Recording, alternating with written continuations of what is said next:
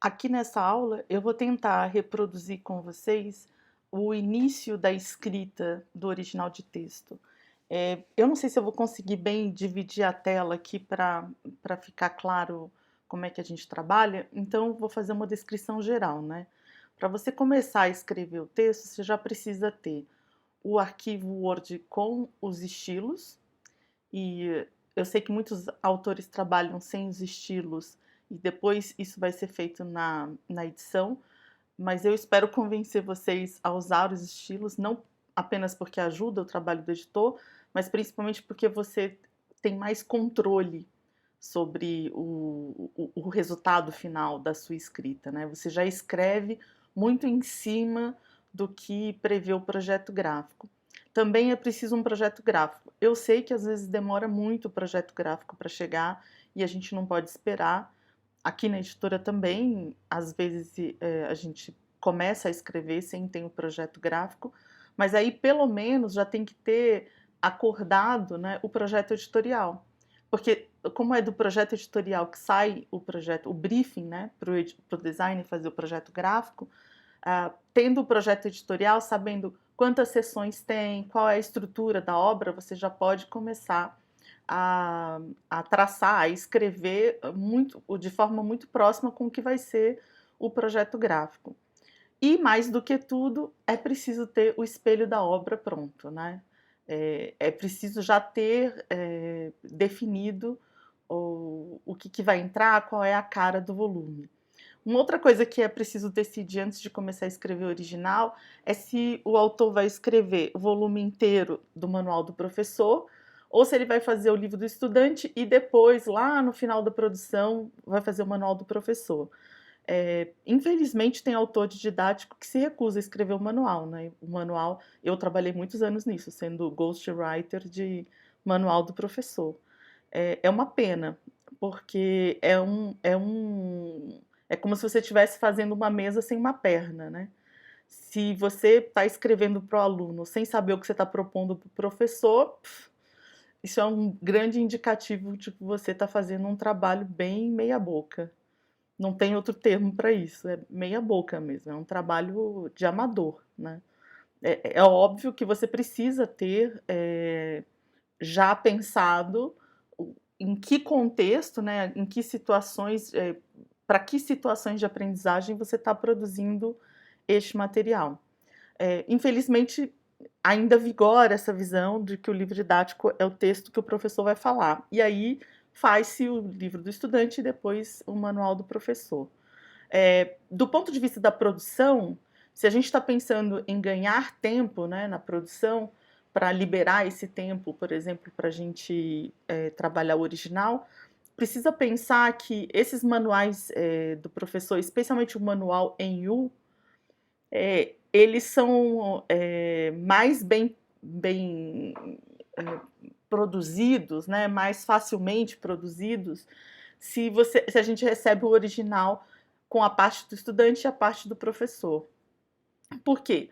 No InDesign, eu vou mostrar o projeto gráfico, acho que isso fica mais claro no projeto gráfico, né? Esse aqui é o projeto gráfico, deixa eu ver, esse é do professor. Então, essa parte aqui, ó, que está reproduzindo as páginas do aluno, tudo isso daqui, é um arquivo do InDesign que eu inseri aqui. Ele fica linkado aqui dentro, né? E a parte do professor eu insiro aqui nas laterais. Então, se eu não recebo esse original com aluno e professor, se esse do professor vem lá no final, eu vou ter que ter muita certeza de que essa parte do professor que veio lá no final corresponde à parte do aluno que está aqui reproduzida. Vocês podem pensar, nossa, mas é só escrever o número da página. Mas e naqueles casos em que os autores e os editores liberam material ainda sem numeração de página? Como é que fica? Que é o caso quando você não começa, por exemplo, a escrever o original das iniciais. Durante muitos anos eu trabalhei assim, e achava que estava tudo certo, por sinal. Começava a liberar o livro pelo miolo e lá no final a gente ia pensar nas iniciais. Não sabia nem quantas páginas teria as iniciais. E já estava fazendo o miolo. Daí como é que junta isso daqui com isso daqui? Quem é que vai ficar verificando se juntou, se foi adequado, né? Isso dá muito mais trabalho. No caso do livro digital, deixa eu ver se eu consigo abrir aqui. Eu não tinha aberto o digital, mas eu abro aqui. No caso do livro digital, o MPU, esse manual em U, ele fica na mesma página, então é o mesmo arquivo. Deixa-me ver aqui, manual do professor, pronto. Deixa eu abrir aqui para vocês, que eu já mostro isso, que é mais fácil mostrar do que ficar descrevendo, né? Então, aqui no manual do professor, aqui está a reprodução do livro do estudante para o professor. E aí, aqui embaixo, já vem a parte que é orientação do professor. Então, isso daqui é o mesmo arquivo. Seria ainda mais difícil para o livro digital você só receber o manual do professor lá no final, porque aí você teria que ficar copiando do Word, ou copiando do InDesign, ou copiando do PDF, para poder inserir aqui logo depois da página, né? Então vem o aluno e vem o professor. Aí vem a parte do aluno e vem a parte do professor. Quer dizer, você teria que ficar inserindo isso daqui manualmente, né? Qual que é o jeito mais inteligente, então? É a gente já escrever o manual do professor. Porque se você escreve o manual do professor, esse original vai lá no InDesign se transformar em 2 arquivos, esse arquivo do estudante, que vai ser linkado aqui dentro do manual do professor, com essas coisas em volta, e lá no livro digital, ele vai se transformar num arquivo só, com tudo junto. Então, o mesmo original do Word vai seguir por 2 caminhos diferentes, que é o jeito como eu trabalho aqui na minha editora. E aí, quando eu faço uma revisão, quando vem as emendas da revisão do livro impresso, eu faço a emenda no InDesign e no livro digital. Às vezes, dá para esperar, dependendo do prazo, dá para esperar chegar essa revisão do impresso, aí eu faço a emenda no Word e no InDesign, e depois lá do Word eu vou transformar no HTML. Que vai passar pelo InDesign, mas quando a gente chegar lá eu vou explicar qual que é a diferença, né? Por que é diferente gerar o HTML de um arquivo InDesign que foi diagramado para ser impresso, ou simplesmente que o InDesign vai ser usado para gerar o HTML sem nenhuma diagramação. É bem diferente. É mais fácil fazer a partir do Word, mesmo que você vá usar o InDesign, mas esse arquivo não vai ser diagramado, né? Ele não vai receber outras características. Então, se a gente vai fazer o manual do professor, então a gente vai se guiar por esse projeto gráfico do professor, mas eventualmente a gente também vai precisar do estudante, porque vejam que eu não coloquei os nomes, né, dos estilos aqui dentro do livro do estudante.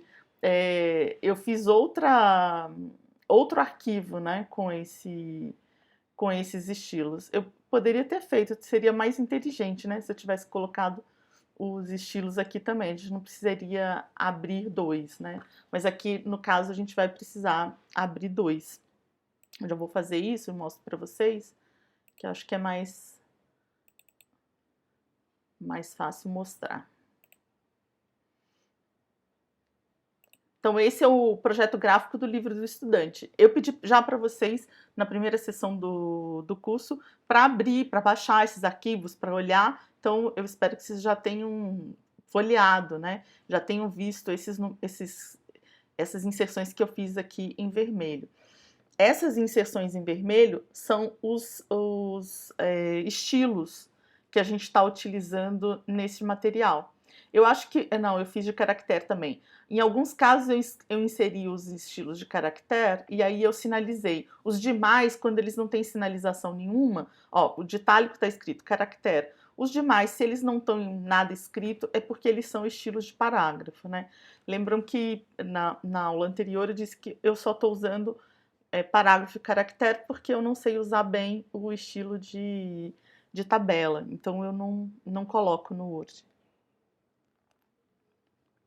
Então vamos lá, a gente tem projeto gráfico, né, do manual do professor, a gente tem projeto gráfico do livro do estudante, a gente tem espelho da obra, isso foi a última aula lá da sessão 1, que eu mostrei para vocês esse espelho que eu fiz para a obra que eu vou produzir aqui ao longo do curso.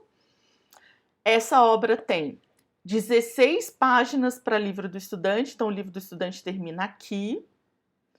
E a partir da 17 é o complemento do manual do professor. Mas lembrando, este manual é um manual em U.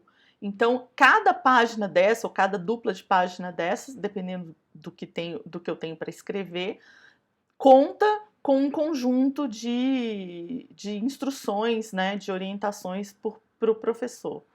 E lembrem também, isso vai ser impresso, isso vai ser digital. Uma das perguntas que a gente mais responde quando passa trabalho para autor é qual é o tamanho do texto, quanto de texto eu vou escrever, porque as pessoas são muito apegadas a texto verbal, né? Elas só querem saber o quanto de texto verbal que elas têm que escrever. O projeto gráfico é para isso também. O projeto gráfico tem essa função de dar para a gente os nomes dos estilos, mas ele é também para você saber o quanto cabe. É da nossa responsabilidade como autores observar aqui a organização das páginas, né, as proporções, para saber o que entra, o quanto de textos verbais e não verbais que cabe nessa página. O editor não pode te dizer isso, não pode te dar isso pronto. Eu sei que tem editoras que trabalham com templates, eu já tentei trabalhar com templates. As pessoas não entendem, e você recebe aquela maçaroca de texto verbal no final, com um monte de foto, com um monte de ilustração, como se tudo fosse caber na página. Não vai.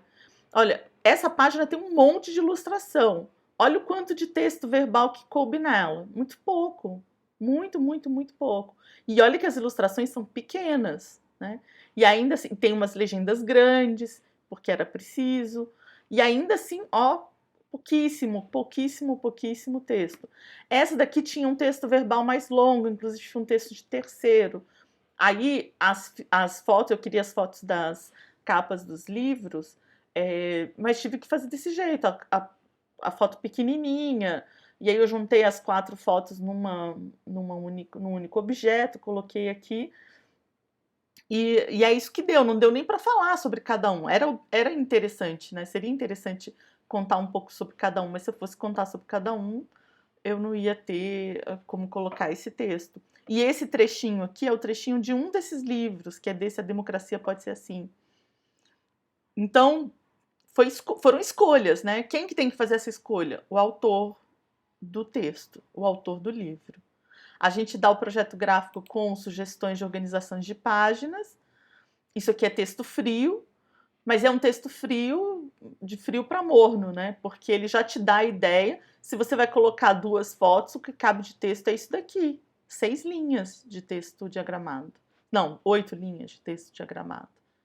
Então, cabe a nós observar. Vai ter problemas? Vai ter página que vai sobrar espaço e vai ter página que vai ter estouro, que é quando tem mais texto, falando tanto de texto verbal quanto de não verbal, né, tem mais conteúdo na página do que cabe. Aí o diagramador sinaliza um estouro. E vai ter buraco, que é quando o que você pensou não atende, né, não enche a página por inteiro. E em didáticos, a gente precisa fechar a página, né? A gente não pode deixar metade da página. Isso aí tem de edital.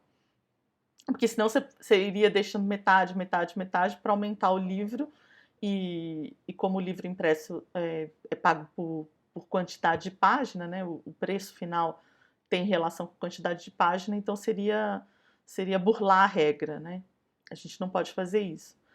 Então, quando a gente vai olhando aqui para o espelho, né, do que a gente pensou, se vai entrar, a gente pensa, vai entrar uma foto, vai entrar uma ilustração. Não, acho que aqui vai entrar uma ilustração grande, então o texto verbal não pode ser grande. O texto verbal tem que ser menor. E aí, quanto menor? Bom, no limite, você pode vir aqui, copiar esse texto aqui, colar no Word e contar quantas palavras tem. Sim, se você não tem uma métrica muito boa assim de olho, não tem muita experiência, eu faria isso como iniciante, autor iniciante. Eu copiaria aqui, ó, colaria num Word para saber quantas palavras tem aqui ou quantos caracteres tem aqui para saber se vai caber ou não vai caber. É claro que à medida em que você vai usando um projeto gráfico, lá, a primeira vez você vai medir tudo e ter muita insegurança, à medida em que você vai avançando, você vai um pouco que internalizando, né, essas medidas e vai ficando mais fácil, tá? A última coisa que eu queria dizer, antes da gente efetivamente começar, é que o que entra nessa página aqui, que é o frontispício, e o que entra aqui no crédito, está escrito no edital. E cabe a gente consultar o edital para saber, tá? Tanto autor quanto editor, todo mundo é responsável pelas coisas que estão no edital, né? Porque se o livro não tem essas coisas, ele vai retornar, né, numa diligência. E dependendo da quantidade de erros que tem no livro, pode até ser que não tenha diligência, que seja uma desqualificação do livro. Então a gente tem que cuidar disso. Aqui está o edital que eu inventei para o nosso curso, mas ele é um edital inventado a partir de situações reais, né? Inclusive eu copiei aqui do PNLD 2024. Então tem aqui, da estrutura editorial das obras didáticas. E aí tem o que vai entrar no livro caracterizado. O livro caracterizado é o livro que vai com o nome de autor, com o nome de editora, com tudo. A outra versão é a descaracterizada, em que não vai nada disso. A versão descaracterizada é a que o avaliador usa para ler. Porque o avaliador não pode saber nome de autor, nome de editora, nome de coleção. Ele lê uma obra sem essas identificações. Então, ele lê uma obra descaracterizada. Então, lá na primeira capa, né? Título da coleção, título do livro, faixa etária correspondente. Eu fiz uma adaptação aqui, porque normalmente vem segmento, né? Como a Escola do Pão de Queijo não tem segmento, eu fiz um ajustezinho. Nome do autor ou pseudônimo, nome do organizador ou editor responsável, identificado como pessoa física, aquele item do edital, né, sobre obras coletivas, componente curricular, nome do editor, razão social ou nome fantasia ou marca-selo, a expressão manual professor, conforme o caso. Então, se for um livro do professor, tem que vir escrito o manual do professor. O do estudante não vem. Na segunda capa, não deve conter, porque isso é só depois que o livro é aprovado, que você é habilitado, aí o FNDE manda para a gente o conteúdo pronto para entrar na segunda, na terceira e na quarta capa. Tá? Então, por exemplo, na quarta capa, a única coisa que a gente pode fazer é o número do ISBN. Porque quando vier a quarta capa do FNDE, eles deixam espaço para o número do ISBN, e aí a gente coloca lá o nosso selo. O nosso selo não, o nosso código. Depois, na folha de rosto, título da coleção, título do livro, identificação da faixa etária, nome do autor, dados sobre a formação e experiência profissional do autor. Não adianta não botar a experiência profissional. Eu já tive um livro meu que voltou numa diligência porque eu não tinha colocado a experiência profissional do autor. Não tinha espaço. Era um monte de título, eu não tinha mais espaço, eu suprimi e não teve jeito. Me pediram para voltar. Então tem que colocar lá o que eu estou chamando de mini biografia, né? Os títulos. Os títulos são aqueles que o autor tem diploma. Então você pede o diploma, pede e guarda. Não tem, nos últimos 2 editais não pediram para a gente mandar o diploma de autor, mas a qualquer momento eles podem pedir. E a gente só pode escrever aqui o que efetivamente o autor tem de título. E é muito comum autor dar uma ampliada aí no seu currículo sem ter diploma. Sabe? Para evitar problemas, peçam as cópias, né? Peçam pelo menos uma foto do diploma antes de colocar o dado aqui sobre a formação, porque depois de aprovado, você não vai poder mudar essa informação, você vai ter que pedir uma autorização para mudar essa informação se o autor não tiver o título, né, o documento. Aí o componente curricular, nome do editor, número da edição, local e ano da publicação e a expressão manual do professor, se for o caso, né? Se for livro do estudante não tem nada, se for livro do professor tem escrito manual do professor. Aí vem o festo da folha de rosto. né? Então, em literário é tudo mais livre, mas em didático isso é rigoroso. No verso da folha do rosto tem que ter obrigatoriamente a ficha catalográfica, e a ficha catalográfica tem que ser assinada por um bibliotecário. Nome e endereço completo do editor. E quando a obra for adquirida, então antes de a gente mandar para a gráfica, a gente tem que colocar o nome, endereço completo e o CNPJ da gráfica. Eu já tomei uma multa de R$ 900 por causa disso, por não ter colocado nome, endereço e CNPJ da gráfica. Então não esqueçam de, antes de liberar para a gráfica, lá depois que já trouxe já mandaram a segunda, terceira, quarta capa, já inseriu lá no coisa, fechou o arquivo para a gráfica, escreva um nome, endereço completo e o CNPJ da gráfica que imprimiu. Aí vem regras, né, para o miolo do manual do professor, que é esse manual em U. O manual deverá ser diagramado de forma a reproduzir o livro do estudante em formato reduzido, que é aquele modelo que eu mostrei para vocês. Deixa eu mostrar aqui de novo, não sei se está por aqui. Não sei onde é que está perdido aqui. Mas enfim, é aquilo que eu mostrei para vocês. A gente reproduz a página do livro do estudante, né? Aí coloca as respostas, né, por cima. E o conteúdo que é específico do professor fica localizado nas laterais e embaixo, né?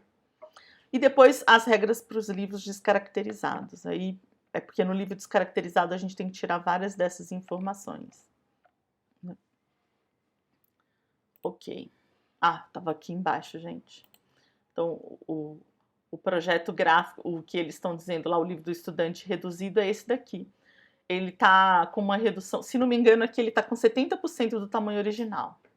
E aí sobra aqui um pedacinho, que é onde eu coloco as orientações específicas do professor.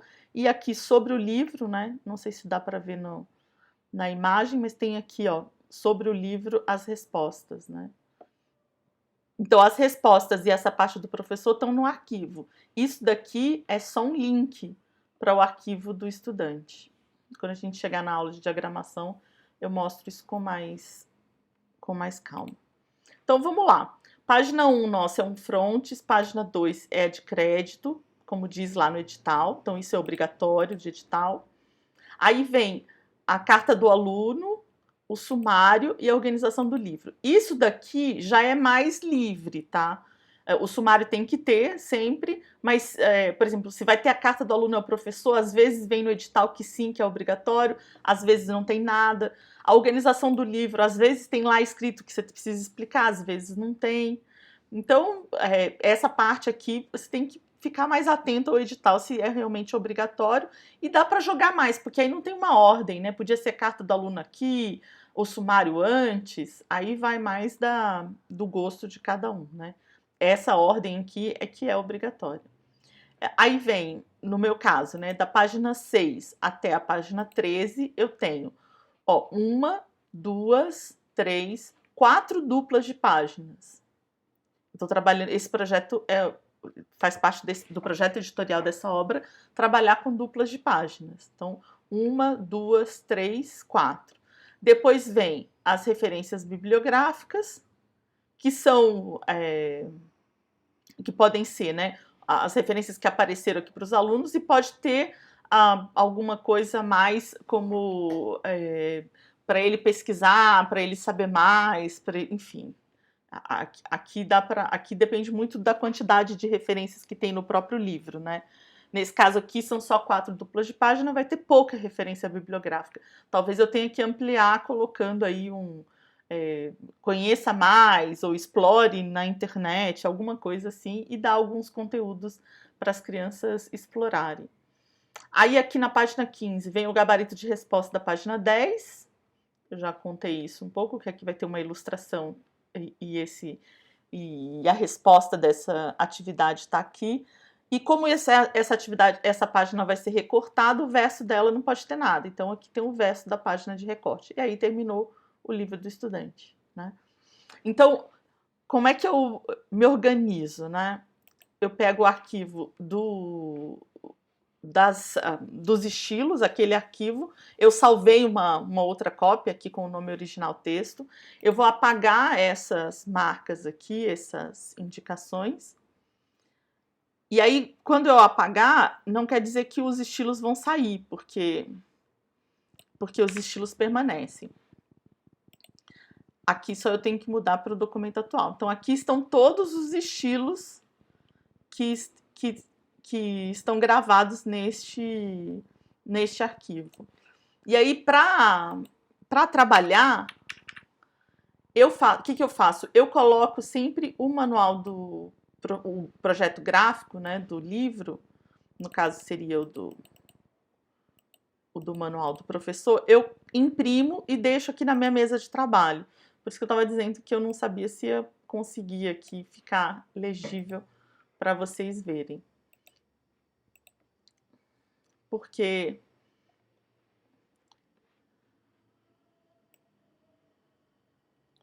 a tela aqui do computador não é tão grande assim, a ponto de eu poder trabalhar. Aqui tá bom porque tá uma página única, né? Mas quando chegar aqui nas páginas duplas, vai ser mais complicado. Enfim, por que eu tenho sempre o projeto gráfico com os nomes dos estilos do lado? Porque daí eu vou me guiando mesmo pelo projeto gráfico para ir usando os estilos adequados, né? Então eu vou começar pelo número de página. Mesmo que você não vá fazer as iniciais logo agora, né, que é o meu caso, eu não vou começar pelas iniciais, a gente numera a página, já usa a página numerada por duas razões, né? Primeiro, para organizar os arquivos, para que a gente possa, de alguma forma, assim, né, saber em que pé tá. Então, uma pessoa vai fazer o capítulo 1, outra pessoa vai começar o capítulo 2, outra vai começar o capítulo 3, enfim. Aí tem esse monte de arquivo, então usar a numeração da página do espelho ajuda na organização dessas partes, né? Ajuda para saber a extensão do material. A gente não pode se fiar pela página do Word, porque página do Word não é página diagramada, né? Eu sei que algumas pessoas seguiam por isso, mas não dá para se guiar por isso. A não ser que seja um livro só de texto verbal, assim, como, sei lá, um livro literário, que aí dá para você fazer alguma correlação entre o diagramado e no Word, mas em didáticos com esse monte de texto não verbal, não dá para ter, né? Essa página aqui tem esse monte de texto verbal e essa página aqui quase que não tem nada, então não dá para fazer essa comparação, né? Deixa eu só ampliar um pouquinho aqui porque eu enxergo muito mal, gente. Então eu vou começar pela página 6, né? Então, vou marcar aqui número página. Cadê o número página? MMM. E vou colocar página 6. Nossa, mas tá muito pequeno, né? Acho que agora ficou melhor. Página 6. E aí, alguns lembretes. Eu gosto de usar esse marcador aqui que mostra e oculta, né, as marcas de formatação para não ir me perdendo, porque muita gente escreve no Word como autor e quer diagramar no Word, e o Word não é para diagramar. Quer dizer, até dá para diagramar no Word e imprimir alguma coisa, mas é muito amador, muito precário. O InDesign é um programa mais adequado para isso. E numa editora profissional não vai ser diagramado no Word. Então não tem por que, por exemplo, pular parágrafo e começar a escrever aqui de baixo, por exemplo. Não tem por que ir deixando esses parágrafos. Se você quer que esse seu texto tenha uma distância em relação aos outros, você coordena isso aqui na formatação do estilo, da forma que eu expliquei na aula anterior, na aula sobre estilos. Se você acha que está tudo muito juntinho, se acha que está muito, muito pequeno, que está muito grudado um no outro, você faz esse controle pelas características, pelos formatos aqui, pela formatação do estilo, e não saltando pedaços, porque você vai obrigar tanto o diagramador quanto o editor de HTML de ficar tirando isso que você colocou. Então você gasta tempo colocando uma coisa que vai ser tirada. Nunca use a caixa de texto. Eu nem sei onde está, porque eu realmente tenho tanta raiva dessa caixa de texto, porque isso é um engodo. Vocês autores colocam, e a gente gasta horas tirando. Assim, eu já tive que reformatar um arquivo enorme de texto, tirando essas caixas de texto. Às vezes você quer fazer o texto aqui e que ele tenha esse formato aqui, né, que ele esteja com essa caixa, com essa coisa em volta. Mas você tem como fazer isso no próprio estilo. Então, você escolhe se você quer que um texto fique rodeado, você escreve o texto, sei lá. Quero que esse texto fique todo rodeado. E esse texto está no texto miolo, mas eu queria grifá-lo por alguma maneira, né? De alguma forma. Então, eu vou aqui nesse borda e coloco as bordas externas dele. E pronto. O editor, depois, pode ser que o editor precise criar um estilo novo, ou pode ser que ele ache que esse contorno não é necessário, mas de todo jeito, se você achava que era necessário de alguma forma grifar isso daqui, você pode simplesmente usar o contorno externo, você não precisa usar a caixa de texto. Não tirem nada da sequência, isso aqui é linear, né? Você escreve um parágrafo depois do outro, linearmente, todo parágrafo vai ter algum estilo, né? O projeto gráfico te dá essa segurança. Você não pode fazer uma coisa que não está aqui. Aqui neste projeto gráfico não tem nenhuma caixa de texto de box, saiba mais, explore isso, faça aquilo. Não tem. Então não adianta ter no seu texto. Então não adianta você vir aqui, por exemplo, e fazer esse borda externa porque você quer um box aqui, que você queria que ficasse assim. Se o projeto gráfico não tem box, não vai ter box. Ponto, final. Né, assim, a não ser que você convença os editores e designers a botar um box no projeto gráfico. Se no final bater o pé e não tem o box, não adianta botar no original de texto. Então, o original de texto vai ter sempre um conjunto, um parágrafo atrás do outro, embaixo do outro, mesmo quando for figura. Nada de colocar, de inserir figura aqui no arquivo em cima, aquelas figuras. Não, a figura vai ser inserida aqui dentro do parágrafo. Mas vamos fazer juntos, né? Deixa eu pegar aqui o espelho da obra. Então, a página 6 aqui tem o título: Qualquer pão de queijo é feito de um pão de queijo. Que eu já vou aproveitar e copiá-la aqui para o meu... E aí eu pensei na foto de um pão de queijo artesanal, perguntar aos alunos que eles sabem e propor que eles desenhem seu próprio pão de queijo. Então essa é a proposta dessa página, né? Deixa eu voltar aqui na página 6.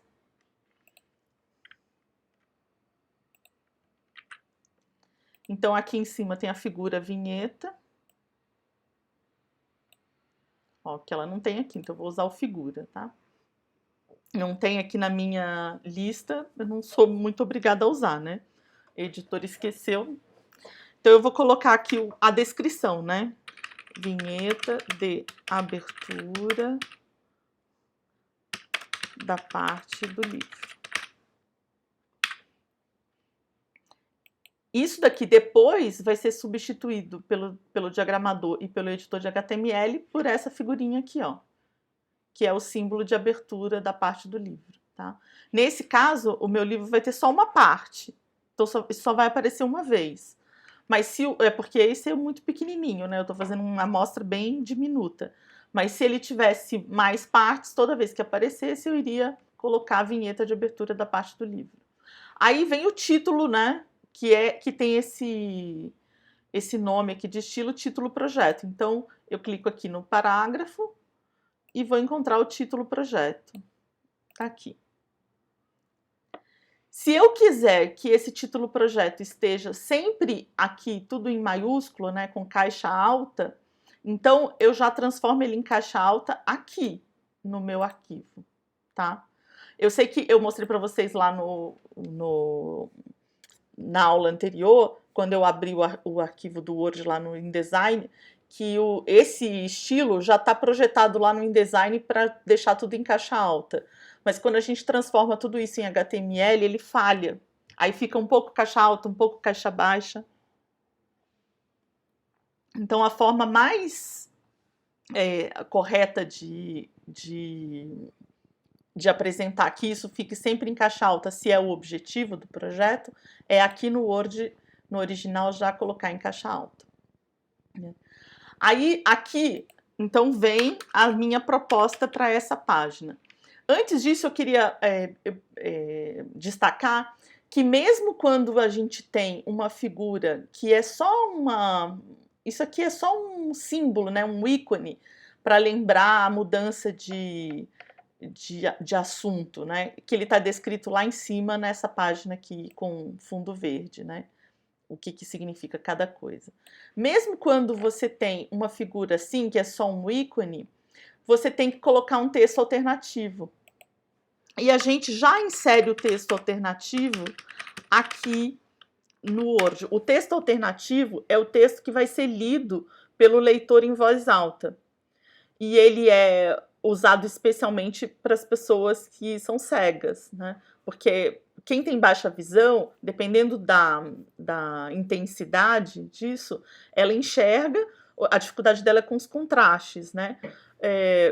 E com o tamanho, precisa estar num bom tamanho, numa boa resolução.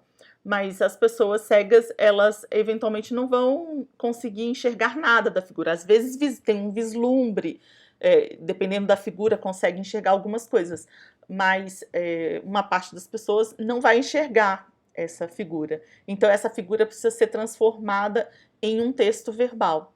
E esse texto verbal é lido, ele não fica aparente na página, mas quando o leitor em voz alta começa a ler aquele livro, ele lê essa imagem. Quando a imagem é assim um ícone, que é uma vinhetinha do projeto gráfico, o edital do PNLD deixa a gente escrever imagem decorativa, tá? Mas tem gente que é mais precioso, assim, né? Que gosta de deixar as coisas mais objetivas. Daí, como esses ícones do projeto, eles estão descritos aqui, aí poderia ser uma alternativa você descrever cada um aqui. Então, fazer um círculo com um triângulo, indicando o ícone de abertura. 2 quadrados ou 3 quadrados de cores diferentes, indicando o conheça mais sobre o assunto. Quer dizer, você poderia fazer uma descrição de cada um desses ícones,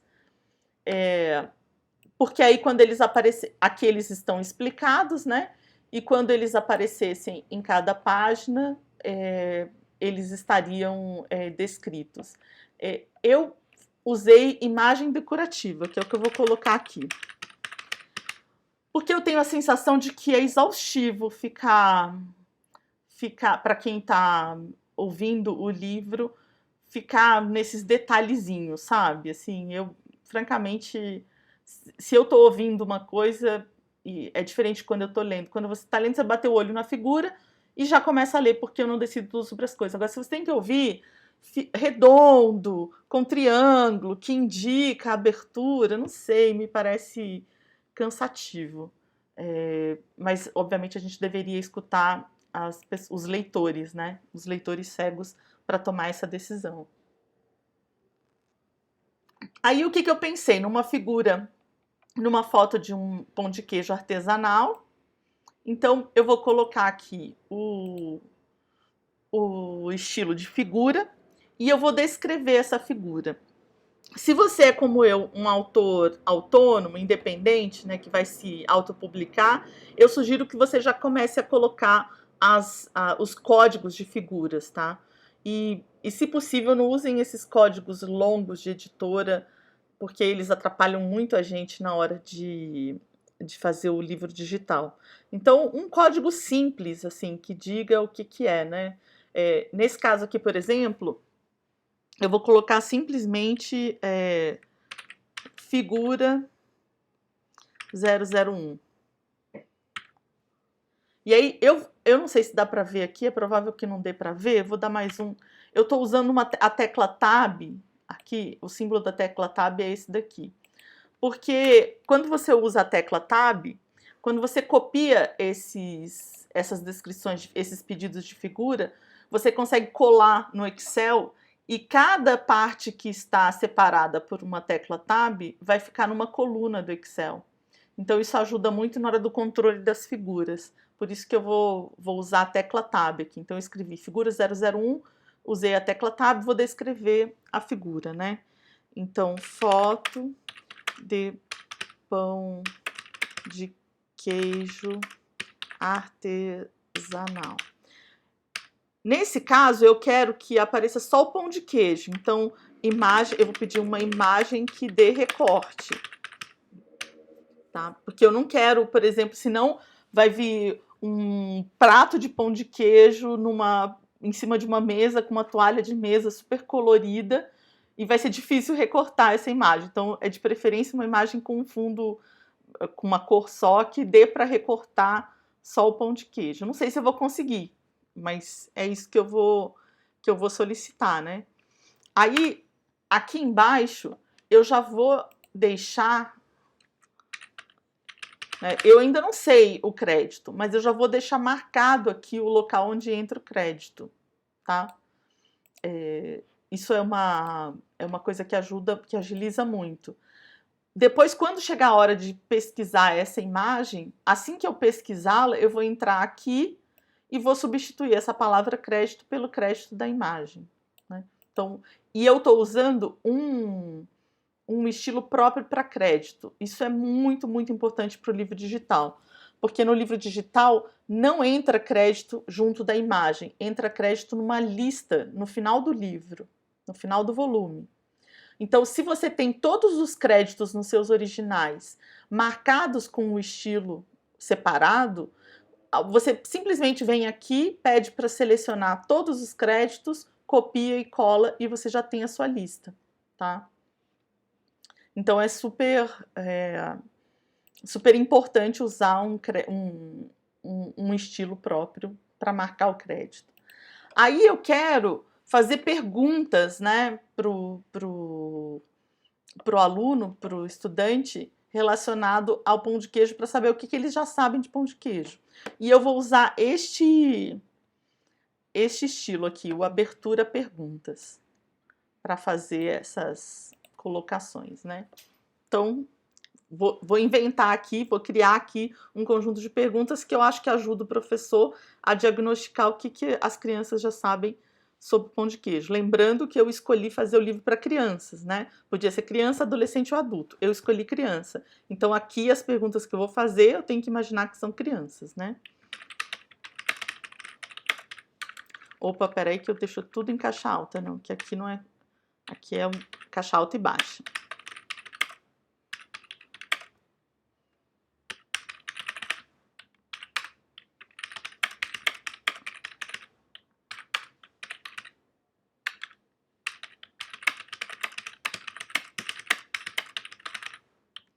Então, eu fiz aqui 3 perguntas que eu acho que vão ajudar o estudante, o aluno, a conversar entre eles e com o professor a respeito da foto, né?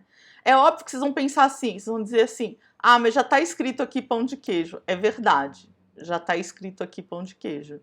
Eu seria mais misteriosa se eu não colocasse aqui pão de queijo, porque agora que eu coloquei aqui, a foto já...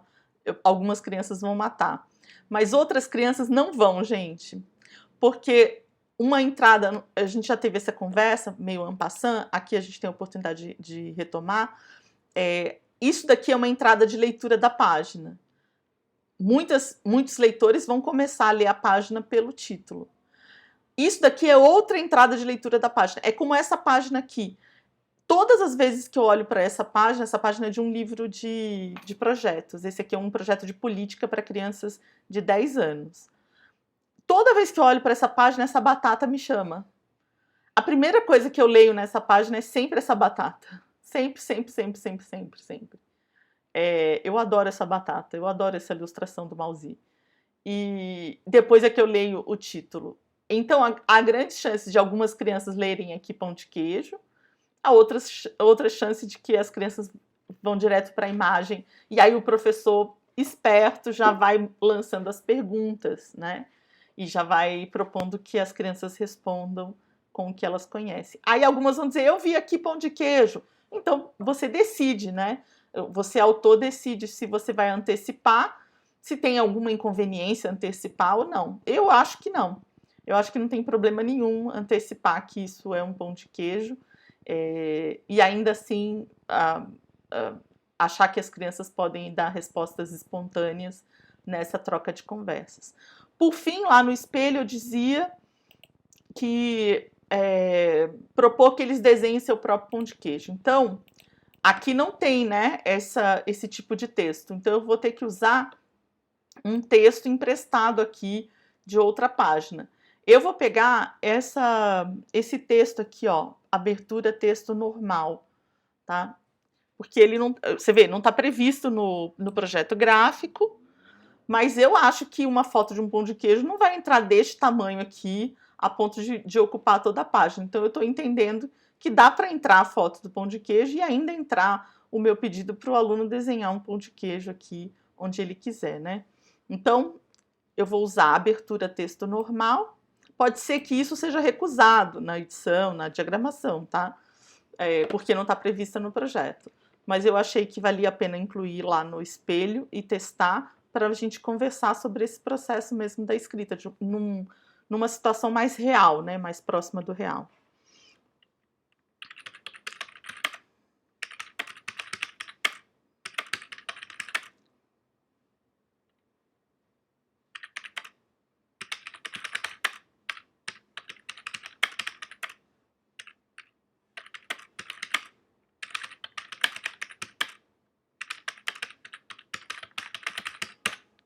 Eu decidi escrever, ó, desenhe no espaço a seguir um alimento parecido com este que você coma com frequência. Eu poderia ter dito assim, desenhe no espaço a seguir um pão de queijo. Mas aí eu acho que atrapalharia a atividade. Eu acho que esse título não está atrapalhando tanto, mas aqui atrapalharia. Porque pode ser que as crianças não conheçam o pão de queijo. Pode ser que elas conheçam algum outro alimento de queijo. Pode ser que elas digam, isso é de queijo. Já comi alguma coisa de queijo que tem essa aparência. Mas eu não sei qual que é esse. Pode ser que, porque a chipa de queijo é mais comida em alguns lugares, né? Mais popular em alguns lugares do que o pão de queijo. Pode ser que elas conheçam a chipa e não conheçam o pão de queijo. Aí eu coloco um alimento parecido com este, que você coma com frequência, para ajudar nisso, né? Eles identificaram o ingrediente, sabem do que é feito. Então, se eles sabem do que é feito, eles conseguem pegar um alimento próximo, parecido, que eles comam. Este alimento parecido vai ser o ponto de partida para o professor. Porque se isso daqui é uma avaliação para saber o que os alunos já sabem e eles não sabem o que é o pão de queijo, e o professor precisa ensinar o pão de queijo, de onde o professor vai partir? O professor vai partir do alimento mais parecido que eles comam, né? Que eles conheçam. Aí, se eu coloquei desenho no espaço a seguir, tem que ter um espaço. Tem gente que vai lá no Word, pega aquela caixa de texto e taca a caixa de texto aqui do lado para abrir um espaço. Não, tudo é descrito, né? É um parágrafo depois do outro. Então, a gente entra aqui embaixo, usa o estilo de instruções para arte, tá? E aí escreve, desenhar um quadrado para o aluno fazer o desenho. Outra coisa que a gente tem que ter cuidado é, por exemplo, eu poderia escrever, eu quase escrevi desenho no espaço ao lado, porque eu estava pensando no impresso. No impresso esse texto vai entrar aqui e vai entrar um espaço aqui, provavelmente um retângulo ao lado para o aluno desenhar. Mas no digital, não necessariamente, tá? Então, é melhor não usar ao lado, assim, é melhor usar a seguir, tá? E aí pode ser que lá na revisão do impresso o revisor chame, né? e diga, é melhor escrever ao lado. Aí você faz isso só no digital, só no impresso, mas o seu original fica preservado, né? O seu original vai servir para duas coisas, né? Para o impresso e para o digital. Então ele precisa funcionar assim. Aí aqui terminou a página, tá? Terminou a página, mas a gente tem orientações para o professor. Então aqui vão entrar as orientações que são do MPU, que são aquelas orientações que entram do lado, né? Então eu tenho que achar aqui os estilos que são adequados a ele. Deixa eu abrir aqui, que a gente já olha os estilos.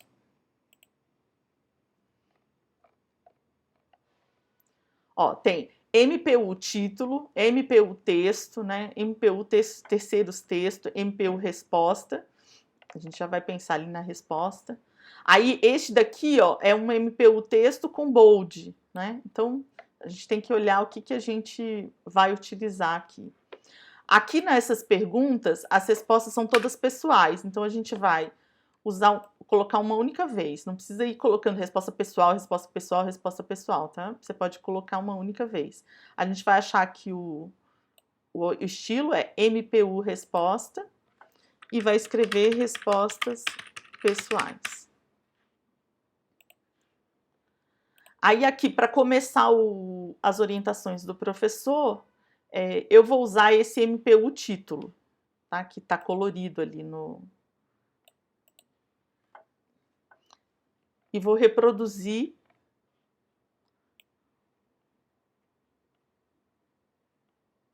o próprio título dessa parte. Só que agora eu não vou usar tudo em maiúsculo, tá? Porque aqui, ó, no projeto gráfico não está previsto que isso entre em caixa alta, né? Tudo maiúsculo.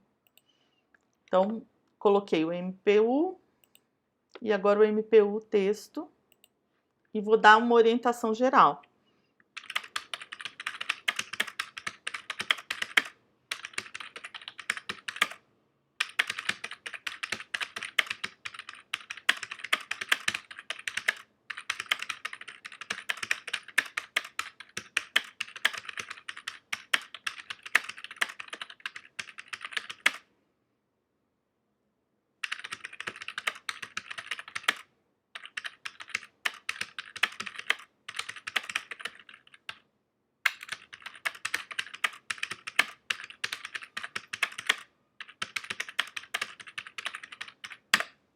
Pronto, então eu escrevi: o objetivo da página é possibilitar o diagnóstico daquilo que os alunos já conhecem sobre o pão de queijo. Então, eu explicito para o professor qual é a intenção dessa página. E depois dou uma sugestão, ó, pode ser interessante organizar pequenos grupos para que eles conversem sobre suas respostas e façam o desenho. Aqui na conversa para o professor, é importante você escolher um tom e seguir com esse tom. O que me causa muito ruído é a variação. Você começa com uma conversa entre pares. Pode ser interessante organizar, talvez seja conveniente fazer assim. E depois vira o imperativo, né? Faça assim, coloque lá, meça. Tará. Sim, eu acho que não há problema em ter o imperativo, nem é problema estar no infinitivo. Só que o que você escolher precisa seguir com ele, né? Então precisa ter uma coerência. Você começou com faça isso, faça aquilo, termine com faça isso, faça aquilo, tá? Aqui no Word é relevante quando você muda de página que você use insira aqui a quebra de página. Porque quando o diagramador abrir isso no InDesign, essa quebra de página funciona no InDesign, funciona muito bem no InDesign. E aí fica claro para o diagramador o que entra em cada página. Então ele não precisa ficar adivinhando. Senão você corre o risco de o diagramador trazer um título P1 aqui no final da página. Então, se você marca para ele, insere, né, a quebra de página aqui, daí fica muito óbvio que você quer que tudo isso entre na página 6. Como a gente está usando agora essas numerações de página por conta do livro digital, algumas pessoas têm achado que isso não é tão necessário. Eu penso que sim, porque quando eu entro no InDesign e abro o Word, mesmo que eu tenha feito o texto, às vezes passa despercebido, assim, onde é que está essa numeração de página. Ainda mais que no nosso projeto gráfico, essa numeração de página vai estar transparente, né? Ela vai estar pintada de branco para não aparecer. Então, a melhor coisa é usar uma quebra, porque aí, pronto, quebrou o texto, não tem erro. O diagramador sabe que tudo isso daqui tem que caber naquela página ou vai gerar um estouro, né? Aí, de novo, vai aparecer o número de página, eu vou copiar aqui a de cima para a página 7. E aí, na página ao lado aqui, eu não tenho essa página, tá? De planejando o projeto, porque isso daqui não é um projeto integrador. Quem escolher fazer o projeto integrador precisa pensar aqui, porque isso aqui é item de edital, tá? Todos esses itens estão lá no edital. Eu não vou usar essa página como modelo, porque o meu não é esse. Eu vou usar essa página como modelo. Então, aqui tem um subtítulo, e aí depois tem o conteúdo que eu quiser. Aqui no meu espelho, acho até que eu já tenho subtítulo, ó. Já tenho o subtítulo pensado. Quando você faz um bom espelho, você já tem até os começos, né? Os títulos. Então, eu vou trazê-lo para cá e vou escolher aqui o estilo subtítulo. Pronto. Deixa eu voltar lá para ver o que está previsto nessa página. Dar lista de ingredientes e propor discussão. Haveria diferença no resultado juntar ingredientes de maneiras distintas? Então, aqui, o que eu quero, né? Que apareçam todos os ingredientes do pão de queijo. E aí, eu pergunto para os alunos assim, alguma coisa como como é que eu junto esses ingredientes para fazer um pão de queijo? Se eu juntar esses ingredientes de maneiras diferentes, eu consigo fazer sempre chegar ao mesmo resultado ou chegar a resultados diferentes, enfim. Então vai ter uma lista aqui de ingredientes e vão ter essas perguntas e esse desafio para os alunos. Como vai ter uma lista de ingredientes, eu acho que é conveniente que essa lista de ingredientes tenha fotos, tá? Aí tem escolhas aqui a serem feitas, né? Eu escolhi aqui uma foto de pão de queijo artesanal. Vocês podiam pensar assim, por que não uma ilustração? Porque uma ilustração de pão de queijo não traria as texturas que permitem a gente dizer que um pão de queijo é artesanal ou não. Aqui em São Paulo, inclusive, tem usado assim, pão de queijo da canastra, para indicar que é o pão de queijo feito com queijo Minas. Porque, de fato, a textura e o sabor do pão de queijo ficam diferentes, né? Quando você usa queijo Minas. Por isso que eu escolhi foto. Aqui, eu poderia usar ilustração. Quando você usa a ilustração, você vai para o mágico, para o que é fantasia, e às vezes é muito útil, né? Quando você quer se aproximar de algo da situação real, concreta, é melhor usar uma foto.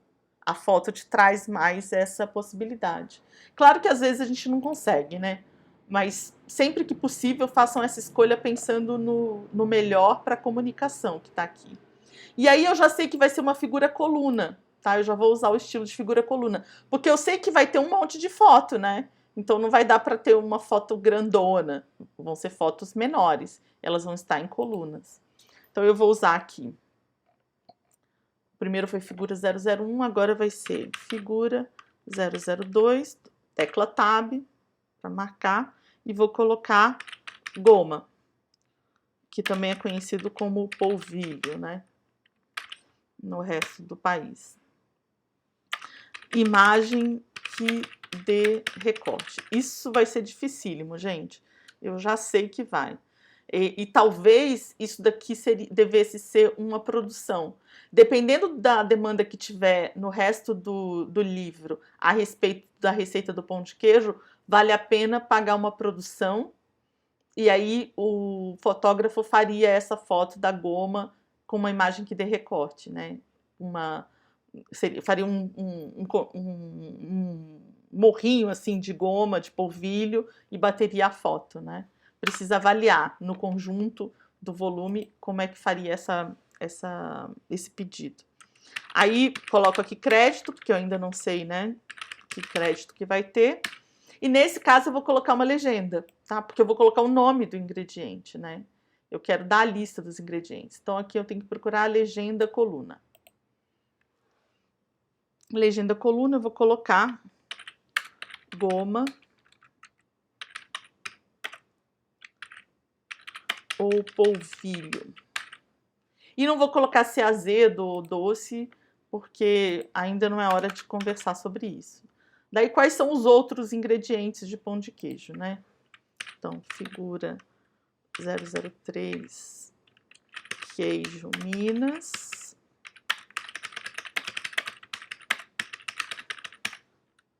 Aí, vou copiar aqui.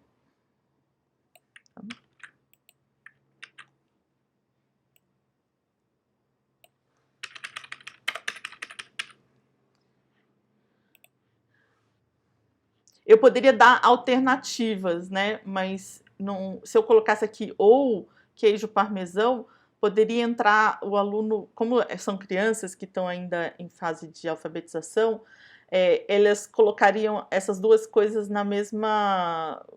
no mesmo tipo, né?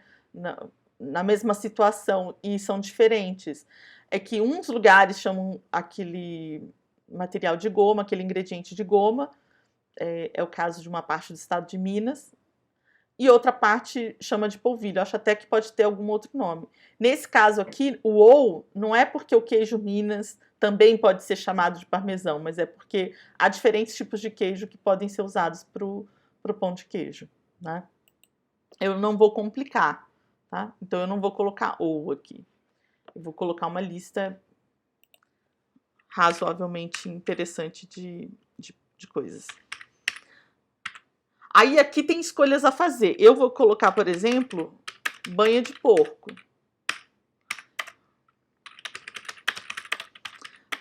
O pão de queijo pode ser feito com manteiga, mas a receita tradicional é com banha de porco. Como eu quero que tenha essa conversa lá para frente, já está prevista aqui no espelho, né? Que vai ter uma conversa aqui sobre... A próxima conversa é sobre de onde vem o pão de queijo, a origem, né, temporal aí e geográfica do pão de queijo. Então eu já vou dar esse toque aqui, né, de colocar a banha de porco.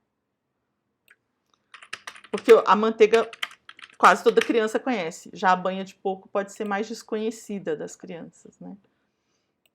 E vou colocar mais uma que, se não me engano, é o ovo, né. Se eu tô bem lembrada da receita.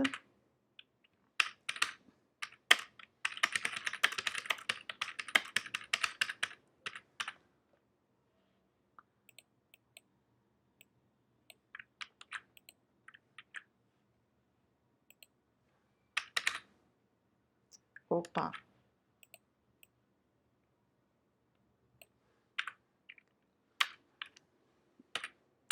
Ovo. Então eu coloquei 4, isso já ajuda muito, tá? Porque vão ficar 2, 2. Se eu tivesse mais, aí eu poderia colocar 6 e ficaria 1, 2, 3, 1, 2, 3, né? 2 colunas, 3 colunas com 2 linhas. É importante pensar nessas coisas, tá? É importante pensar nisso na fase do original, porque depois você vai ter que pensar nisso na fase da prova, ficar editando na prova. Se você já pensa nisso aqui, é ótimo. Já conclui que se for usar 2 colunas tem que ser múltiplo de 2, se for usar 3 colunas tem que ser múltiplo de 3. Né? Ou dá outro jeito, faz outra escolha, já aqui no original. Aí o texto que vai entrar é esse texto miolo. Eu vou usar esse número coluna porque eu vou dar 2 atividades para os alunos. Primeiro eu vou explorar essa lista, tá, de pão de queijo, né? Como é que juntando essas coisas, como é que você acha que juntando essas coisas vira um pão de queijo, blá, blá, blá. Depois eu vou dar o desafio para eles, né, que é pensar, será que tem jeitos diferentes de juntar esses ingredientes e conseguir resultados diferentes? Ou será que qualquer maneira que você juntar esses ingredientes, você vai conseguir o mesmo resultado? Então eu vou separar essas duas atividades, né, essas duas interações com o aluno, usando esse artifício aqui do livro, que é usar o número, né, para distinguir. que é o estilo número coluna. Número coluna, 1. E aí o estilo de texto aqui é texto miolo, é o texto comum. Eu poderia usar o bullet, porque são perguntas, tá? Então, você pode pensar, mas por que não organiza em perguntas? É que eu acho que vai ficar esquisito aqui, se eu usar o número e usar o bullet. Vai ficar uma coisa brigando com a outra. Então, eu acho que a escolha mais interessante é deixar essas perguntações juntas num texto de miolo, tá? Então, primeiro, exploração dos ingredientes, né?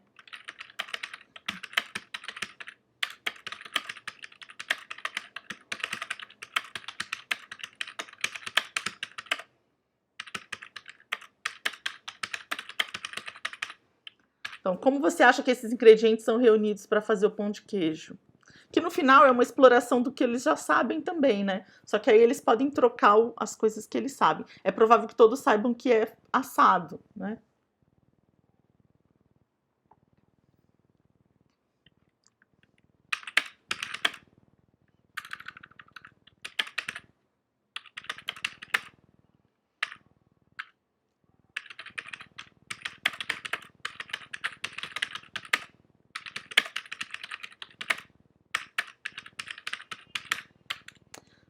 Modificar o resultado, não sei se eles vão entender. Então, pode modificar o pão de queijo ao final. Tá esquisito isso aqui. Escrever para criança às vezes tem essas coisas. Você tem que pensar no jeito que elas pensam, né?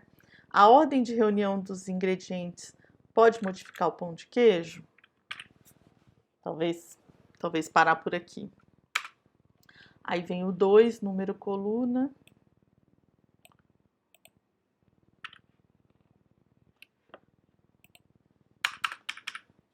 E aí vem o desafio, né? Texto miolo. Temos um desafio para você e seus colegas. Reúnam-se em pequenos grupos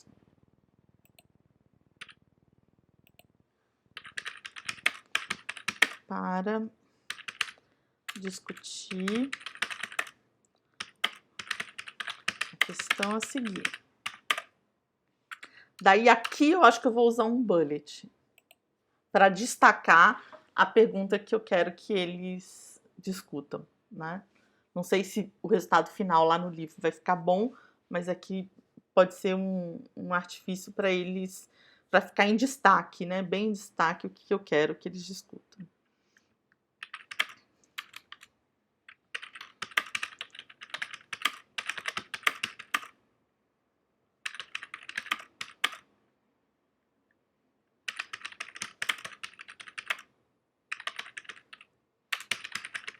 Então, primeiro eu pergunto: há diferentes formas de reunir e cozinhar esses ingredientes?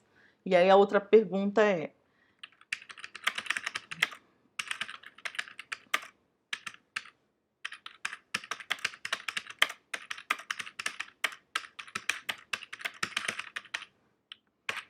essas formas diferentes resultam sempre no mesmo pão de queijo?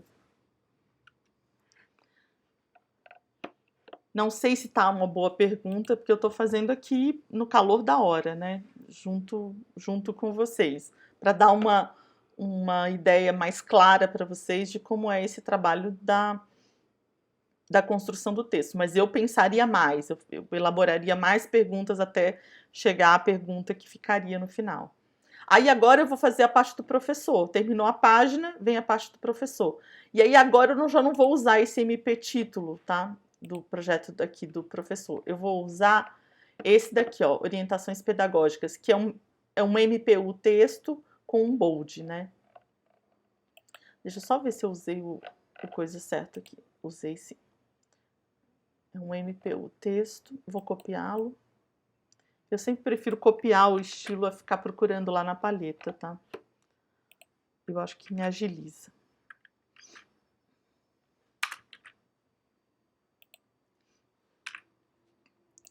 Então, eu vou escrever orientações pedagógicas e vou aplicar o estilo bold, que é um estilo de caractere, né? Por isso que eu preciso marcar todo o texto ali. E aí vou dar as orientações, que é um pouco do que eu estou pensando, né, como intenção ao propor essas coisas, né? Então,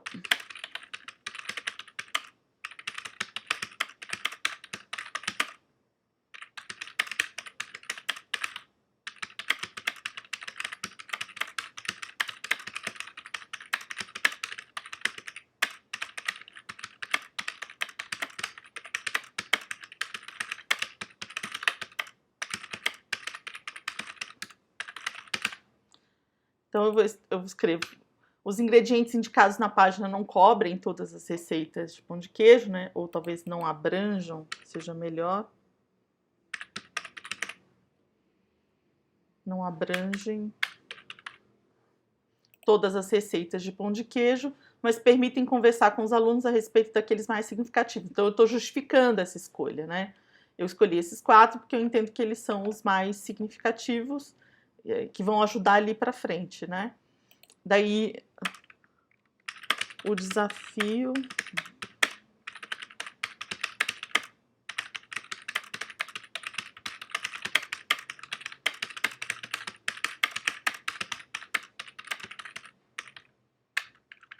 Opa!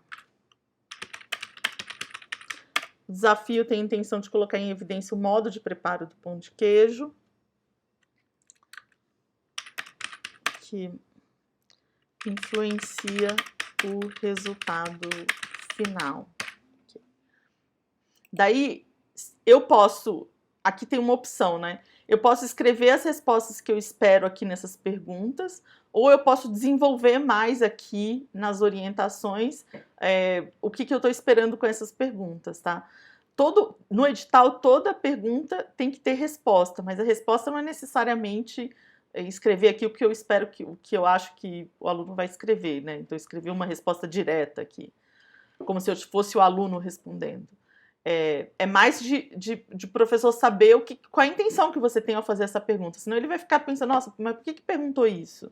Qual que é o sentido de perguntar isso, né? E o sentido precisa estar explícito. Então, eu poderia estender aqui mais essas orientações, ou eu posso escrever aqui, tá? Então, eu vou escolher escrever aqui. Então, eu vou usar o estilo de resposta para colocar aqui. Resposta, gente, é difícil, é um elemento textual que dificulta muito tanto a diagramação do livro impresso quanto do livro digital. Então, a gente deveria usar com parcimônia. Mas eu particularmente gosto muito de ter a resposta perto da pergunta, assim, falando como professora mesmo, né? Então, há diferentes formas de reunir e cozinhar esses ingredientes. Espera-se que os alunos indiquem diversas formas de manipular esses alimentos. Pelo cozimento ou assando. Essa é a expectativa, né? Aí, essas formas diferentes resultam sempre no pão de queijo? É provável que os alunos indiquem que sim.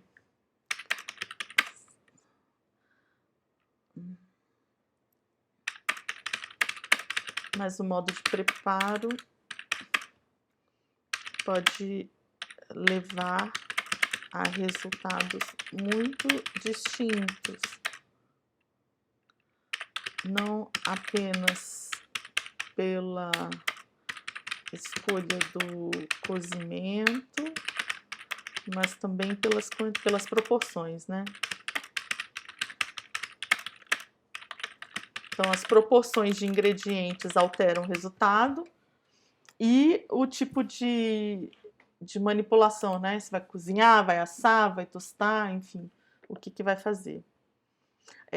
Também, claro, os alunos podem lembrar que o próprio queijo já teve um processo, né, de constituição, o polvilho, que é feito da mandioca, já teve um processo, enfim. Eu não vou me estender, porque isso daqui é só para mostrar para vocês, tá? Aí, de novo, aqui eu colocaria quebra de página, né? E eu continuaria o mesmo processo, olhar no espelho o que que tem, e depois olhar aqui no projeto gráfico e ir seguindo as indicações para montar um original assim, ó, limpo, tá? Um original que tem uma coisa embaixo da outra. Vejam aqui que isso daqui é uma figura coluna, isso aqui é uma legenda coluna, mas eu não fiz colunas aqui, tá? Não tem nenhuma, eu não vou pegar isso daqui e usar aquele jeito do Word de dividir em duas colunas. Eu não vou fazer nada disso. O original é uma coisa atrás da outra, é sem automáticos, sem essa coisa do bullet automático, do número automático, nada automático se usa. Se tiver numeração, você vai usar aqui um estilo de texto numerado que ele próprio vai numerar. Então não é para usar nada automático. Se é bullet, você escreve seu texto, escolhe aqui o texto bullet e ele vai aplicar. Então é um parágrafo depois do outro, todos os parágrafos com algum estilo, sem nada de texto. Por último, eu só queria mostrar para vocês quando você tem uma sugestão de imagem, como é que você coloca, né? Então você está aqui no parágrafo que está com o estilo figura coluna, ou figura, ou qualquer coisa, e você quer colocar uma sugestão. Você vai fazer a sugestão entrar aqui, ó, no parágrafo que tem o estilo figura coluna, ou figura, ou qualquer outro estilo de figura. Eu vou pegar um pão de queijo qualquer, um polvilho qualquer aqui.